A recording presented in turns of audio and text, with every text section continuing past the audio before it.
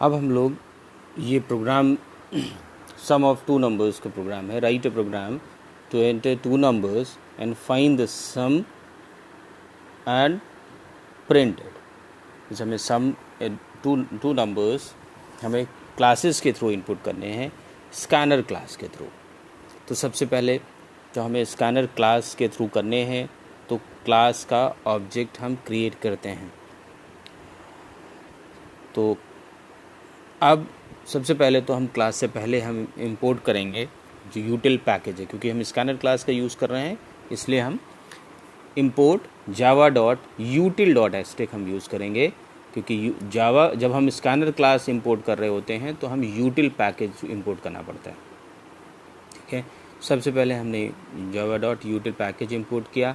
फिर क्लास, कोई भी क्लास नेम, जैसे P1 ले लें, यहाँ पर क्लास नेम P1 हो गया, curly braces open, then public static void main string args, ये हमारा मेन फंक्शन हो गया. उसके बाद कर्ली ब्रेसेस ओपन, ये फंक्शन की बॉडी हो गई. अब यहाँ पर int x, y, sum is equals to 0, यहाँ पर हमें 3 वेरिएबल्स आगे यूज़ करने थे. एक तो x, एक y और तीसरा सम. x और y किस लिए यूज़ कर रहे हैं?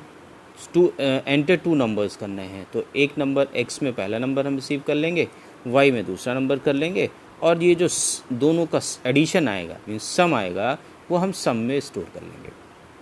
यहाँ पे जो भी सम हमें जिसमें वैल्यू स्टोर करनी है, जो कैलकुलेटेड वैल्यू जिस वेरिएबल में स्टोर करनी है उसकी डिफ़ॉल्ट वैल्यू हम यहाँ पर इनिशियलाइज़ कर देते हैं.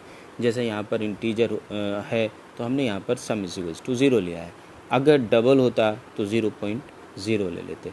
और इसी तरह से फ्लोट की डिफ़ॉल्ट वैल्यू होती है 0.0f, तो उसकी डिफ़ॉल्ट वैल्यू हम यहाँ पर इनिशियलाइज़ कर देते हैं. तो अब यहाँ पर क्योंकि हमें इंटीजर वैल्यू ले रही हैं, क्योंकि हम इंटीजर टाइप के जब दो वेरिएबल्स में की वैल्यूज़ को ऐड करेंगे, जब दो इंटीजर टाइप की वैल्यूज़ को ऐड करेंगे तो कैलकुलेटेड वैल्यू भी इंटीजर ही टाइप की होगी. तो इसलिए यहाँ पर एक जो हमने तीसरा वेरिएबल सम लिया है वो भी इंटीजर टाइप का ही लिया है. अब उसके बाद नेक्स्ट लाइन पर है scanner sc is equals to new scanner system dot in. यहाँ पर क्या कर रहे हैं? स्कैनर क्लास का ऑब्जेक्ट क्रिएट कर रहे हैं. क्यों? क्योंकि स्कैनर क्लास के फंक्शन को अपने प्रोग्राम में यूज़ करना है.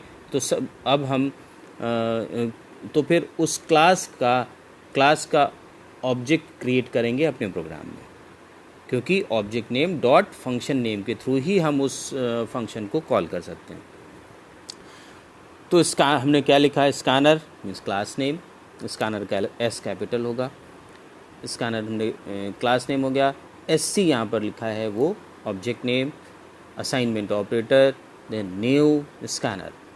न्यू किस लिए यूज़ कर रहे हैं? क्योंकि इस न्यू एक कीवर्ड है जो कि यूज़ किया जा रहा है SC एक जो ऑब्जेक्ट है उसके लिए मेमोरी में स्पेस एलोकेट करने का काम SC न्यू का होता है. ऑब्जेक्ट के लिए मेमोरी में स्पेस एलोकेट करता है.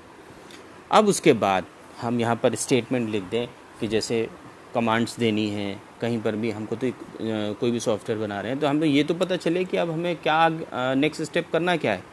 तो अगर हम ये स्टेप नहीं लिखेंगे तो हमारे पास कोई इंस्ट्रक्शन ही नहीं है कि आगे करना क्या है.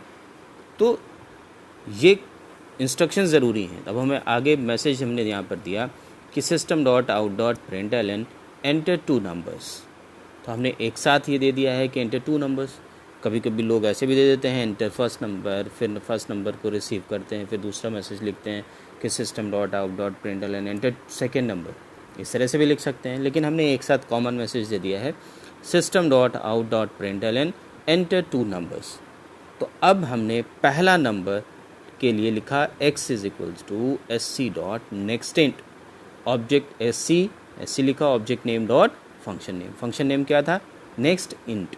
क्योंकि हमें इंटीजर टाइप की वैल्यू चाहिए थी इसलिए वो स्ट्रिंग टाइप से इंटीजर टाइप में यहाँ पर कन्वर्जन कर रहा है और कन्वर्ट करके x वेरिएबल में स्टोर कर रहा है.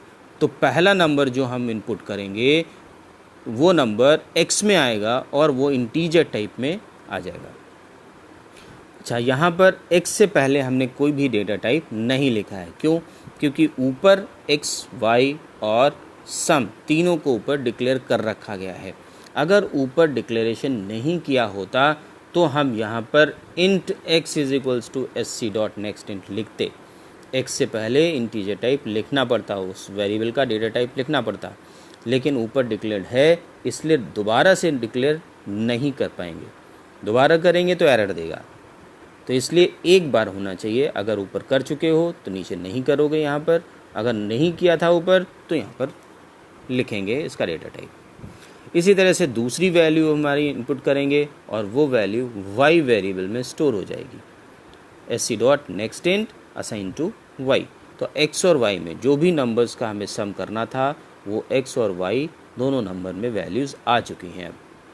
अब हम क्या करेंगे, दोनों नंबर्स का सम करेंगे। तो x plus y assign to sum. अब सम एक वेरिएबल में दोनों का कैलकुलेटेड वैल्यू जो भी है वो हमारी सम में स्टोर हो जाएगी। सम से पहले भी हमने डेटा टाइप नहीं लिखा है क्योंकि ऊपर डिक्लेयर्ड है ऑलरेडी। अब हम सम को प्रिंट करेंगे। सम एक वेरिएबल है यहाँ पर, तो प्रिंट करने के लिए क्या स्टेटमेंट लिखेंगे, system dot out dot println double quotes में sum of two numbers double quotes close plus sum then semicolon. अब यहाँ पर सम ऑफ टू नंबर्स जो हमने लिखा है, तो आंसर जब प्रिंट होगा तो ये जो डबल कोट्स में वैल्यू लिखी हुई है, जो भी स्टेटमेंट लिखा हुआ है, ये एज इट इज़ स्क्रीन पर प्रिंट होगा कि sum of two numbers is this. तो प्लस यहाँ पर जो सम ऑफ टू नंबर्स है डबल कोट्स में जो लिखा है वो स्ट्रिंग टाइप है। वो डबल कोट्स में इसलिए लिखा है क्योंकि वो स्ट्रिंग टाइप है। और फिर डबल कोट्स के बाद प्लस सम लिखा है। यहाँ पर प्लस क्या कर रहा है, इस वेरिएबल को और ये स्ट्रिंग जो सम ऑफ टू नंबर्स है उन दोनों को कॉन्कैट करने के लिए प्लस ऑपरेटर का यूज़ किया जाता है। इसलिए इन दोनों को कॉन्कैट करने के लिए प्लस का यूज़ किया जा रहा है। ठीक है, तो यहाँ से हो गया। अब ये इससे आंसर हमारा प्रिंट हो जाएगा कि sum of two numbers is, जो भी वैल्यूज़ इनपुट करेंगे उसके अकॉर्डिंग सम आ जाएगा। ठीक है।